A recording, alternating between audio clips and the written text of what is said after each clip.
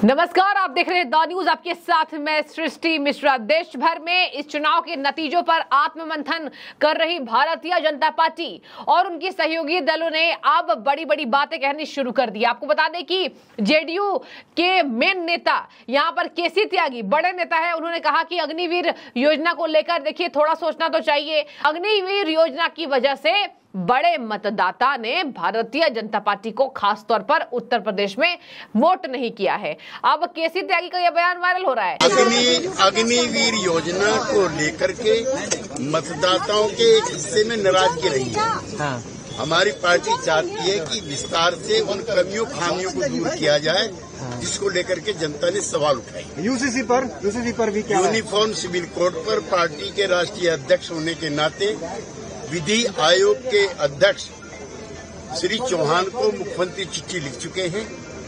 हम इसके विरुद्ध नहीं हैं, लेकिन जितने भी स्टेक होल्डर्स हैं, चाहे मुख्यमंत्री हो, चाहे डिफरेंट पॉलिटिकल पार्टीज हों या डिफरेंट सेक्ट्स हों, उनसे बातचीत करके इसका हल निकाला जाना चाहिए। इसके साथ मैं आपको बता दूं, जेडीयू के वरिष्ठ नेता बड़े नेता ललन सिंह जी, राजीव रंजन उर्फ ललन सिंह जी, आपको बता दें उन्होंने कहा है we are strongly standing with NDA, और हम स्ट्रांग स्टैंड करते हैं पीएम मोदी के साथ, पीएम मोदी के साथ रहेंगे, ये हमारा अंतिम निर्णय है। केसी त्यागी जी वरिष्ठ नेता, उन्होंने भी कह दिया प्रधानमंत्री के साथ रहना अंतिम निर्णय है, हमें नहीं जाना इंडिया गठबंधन के पास। और बता दें आपको, वो खड़गे जी की चाल से वाकिफ हैं। कल बीते दिन खड़गे को आईना दिखाने का काम किया था केसी त्यागी ने और कहा था कि हम जानते हैं कि उधर हम गए तो क्या होगा, और हमारे ये अंतिम निर्णय है, हमारे नीतीश बाबू हमेशा ही प्रधानमंत्री नरेंद्र मोदी के साथ रहेंगे। ललन जी, संसदीय दल की बैठक कब होगी? कल जेडीयू संसदीय दल की बैठक कल सुबह 9:30 बजे। सर ये बताइए कि कुछ मांग बिहार को लेकर रहने के लिए डिमांड क्या होता है? क्या का डिमांड होता है? सर, विशेष राज्य का दर्जा आप लोगों की मांग रही है ललन जी। डिमांड के आधार पर हम लोग एनडीए के साथ हैं, पूरी मजबूती के साथ हैं और पूरी मजबूती के साथ एनडीए के साथ रहेंगे। सर, ये बता दें आपको, जेडीयू बोलती है लेकिन जेडीयू पर जनता भरोसा इसलिए नहीं करती क्योंकि नीतीश कुमार इधर से उधर होते रहे हैं इतने अपने सियासी राजनीतिक घटनाक्रमों के दौरान। और बता दें आपको, इस तरीके से ललन सिंह ने बड़ा बयान दिया है। इधर आ जाते हैं, ललन सिंह ने कह दिया कि हम यूनाइटेड हैं और कल 9:30 बजे एक बार फिर से गठबंधन की मीटिंग हम करने वाले हैं। बता दें आपको, आज ही मीटिंग हुई थी और जहां बात की जाए तो जेपी नड्डा, अमित शाह और केंद्रीय रक्षा मंत्री वर्तमान के राजनाथ सिंह जी, उन्होंने मीटिंग की, बैठक की और ये डिसाइड हुआ है कि इस बार मंत्रिमंडल में हमें बड़ा फेरबदल करना होगा और यूपी में भाजपा की हार पर आत्ममंथन और विश्लेषण करना होगा कि कहाँ जनता के नजरों में हम ऊपर आने से चूक गए हैं। अब वरिष्ठ नेता यहाँ पर राज्यसभा सांसद कपिल सिब्बल जी, वरिष्ठ अधिवक्ता, उन्होंने पीएम मोदी को कहा है दयालु भगवान। अब ये तंज है, ये तारीफ नहीं है, तंज है। कह रहे हैं कि दयालु भगवान के साथ कोई गठबंधन कर सकता है क्या? ने उनको यहाँ भेजा था तो फिर कोएलिशन के लिए भेजा होगा। अगर भगवान ने उनको यहाँ भेजा होगा तो कोएलिशन के लिए ही भेजा होगा। तो ये कोएलिशन भगवान का देन है मोदी जी को, और फिर तो कॉमन मिनिमम प्रोग्राम भी भगवान का देन होगा। मुझे नहीं समझ आती कि भगवान कैसे कोई कॉमन मिनिमम प्रोग्राम दे सकता, क्योंकि भगवान में तो सब कुछ वो हो जाता है ना कि जो भी भगवान से जुड़ते हैं वो भगवान में सीमित हो जाते हैं ना। अब इनकी आप भाजपा की आप इतिहास देखो, जहां जहां भी भगवान ने अपना फुटप्रिंट रखा वो सब गायब हो गए। देखो, अब बेचारो देखो उत्तर प्रदेश में क्या हुआ। ये तो इनके सपोर्टर थे ना, पार्टनर भी थे, अलाइज भी थे। बीजेडी का क्या हुआ? अकाली इसको क्या हुआ? शिरोमणि अकाली दल का क्या हुआ? खत्म। बीजेडी खत्म, अकाली दल खत्म। जेडीयू की हालत क्या हुई बिहार में? खत्म।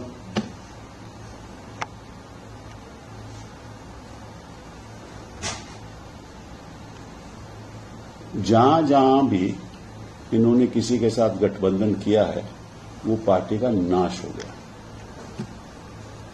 अभी तो दोबारा आगे जो अपने नायडू जी हैं, मैं उनकी बड़ी इज्जत करता हूं, मेरे संबंध भी बड़े अच्छे हैं, बट नायडू जी को इन्होंने खत्म कर दिया था। इन्हीं के कार्यकाल में अगर अमित शाह की आप बयान पढ़ो नायडू जी के बारे में, वो सोशल मीडिया पे भी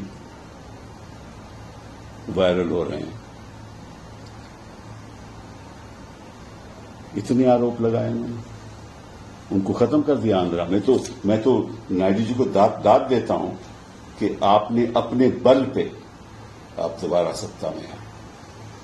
मोदी जहां जहां भी रहे हैं उन्होंने अपने सहयोगी दलों को साफ कर दिया है। महाराष्ट्र की बात कीजिए, उत्तर प्रदेश की बात कीजिए, उन्होंने बोला कि दयालु भगवान के साथ कोई गठबंधन नहीं हो सकता। कपिल सिब्बल का यह पहली बार बयान नहीं आया है।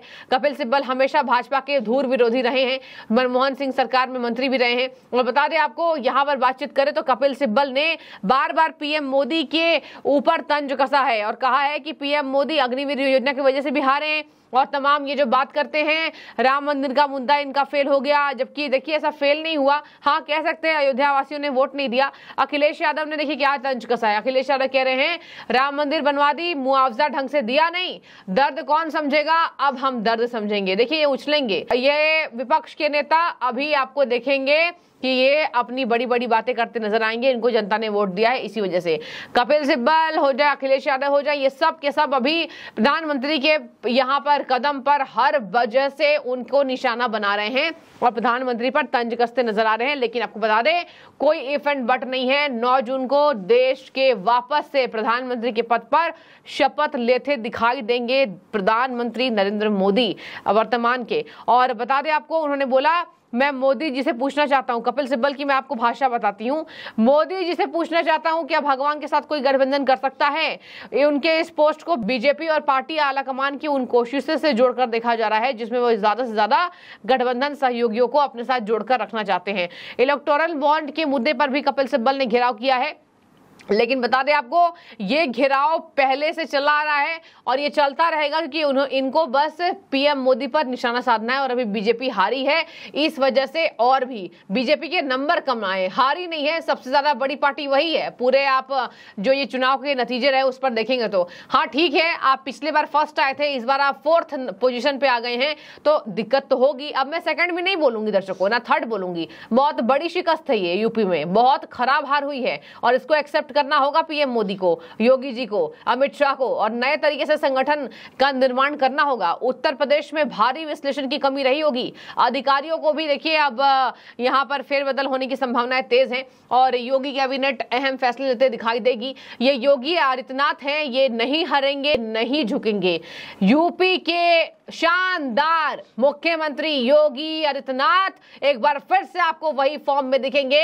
हार गए तो क्या हुआ, कोई गम नहीं है गालिब, अगली बार इससे अच्छा प्रदर्शन करेंगे। तो देखिए ये चलता रहता है राजनीति में, इतना ज्यादा टेंशन वाली बात नहीं है। लेकिन फिलहाल JDU is standing strongly with प्रधानमंत्री नरेंद्र मोदी। और बता दें आपको, यहां पर चिराग पासवान ने भी बड़ी भविष्यवाणी कर दी कि आने वाले समय में विपक्ष को हम कमजोर कर देंगे अपने कामों से। और देखिए यहां पर ललन सिंह भी कह रहे हैं कि विपक्ष नहीं टिकेगा, इनको बोलने दीजिए। जेडीयू के एक और नेता हैं, विपक्ष के बोल अभी ज्यादा है क्योंकि हमने यूपी में सीटें खोई हैं, लेकिन इसका मतलब ये नहीं है कि एनडीए गठबंधन को कोई हरा सकता है और ना ही राहुल गांधी में प्रधानमंत्री बनने की क्षमता है। तो मैंने आपको पूरी बात बता दी है।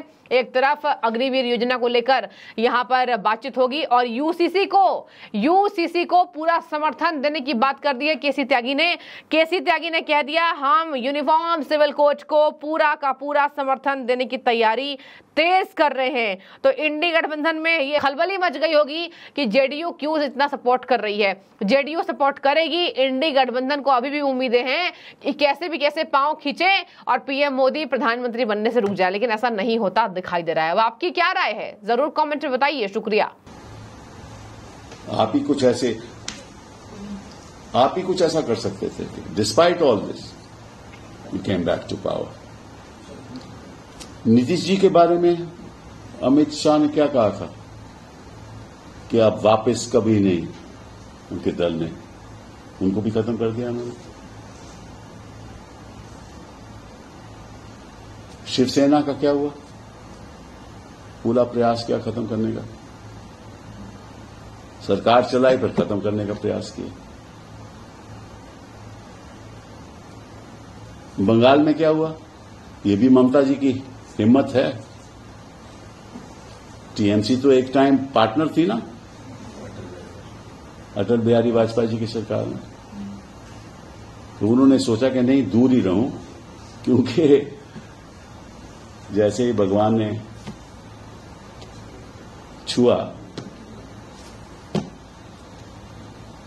तो आप इनका इतिहास सारे हिंदुस्तान में देखो, जहां जहां भी इन्होंने किसी के साथ गठबंधन किया है उन्हीं को ये खत्म कर देते हैं।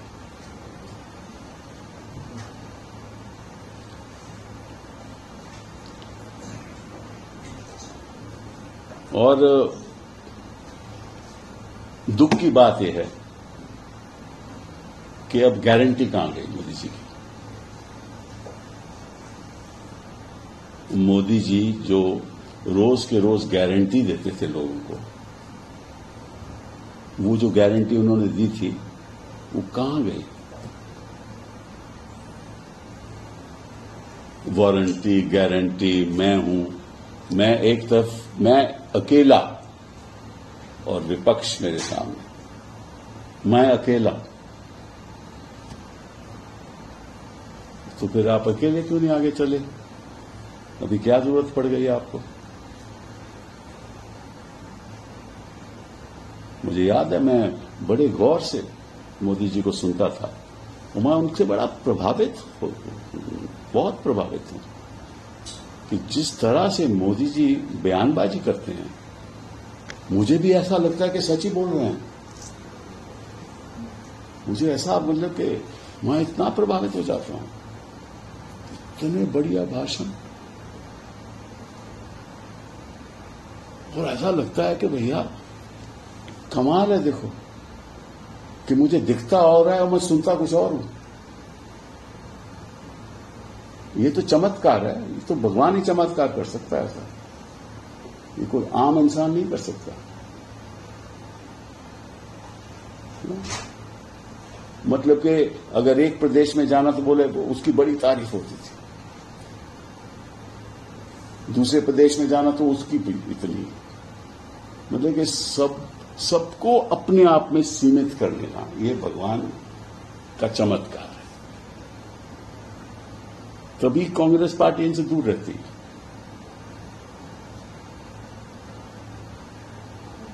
और ऐसे ऐसे लोग हैं जैसे डीएमके, इन्होंने बड़ी कोशिश की, आपको याद है एक टाइम इनका डीएमके के साथ भी अलायंस था, डिच कर दिया। जयललिता के साथ था, कहां पहुंची एआईडीएमके, कहां पहुंच गई है एआईडीएमके? तो साउथ पे आप कहीं भी देख लो, अन्ना डीएमके खत्म, ममता जी को उन्होंने प्रयास किया खत्म, वो छोड़ के चले गई, अच्छा किया। चंद्रबाबू नायडू ने उनको खत्म करने की कोशिश की, अकाली दल खत्म, शिवसेना को खत्म करने की कोशिश की, कौन बचा है? और अभी मैं आपको बता रहा हूं कि जिस तरह से उत्तर प्रदेश के परिणाम आए हैं ना, इन्होंने कहीं एक ट्वीट भी किया है कि एक मुख्यमंत्री मेरे खिलाफ था।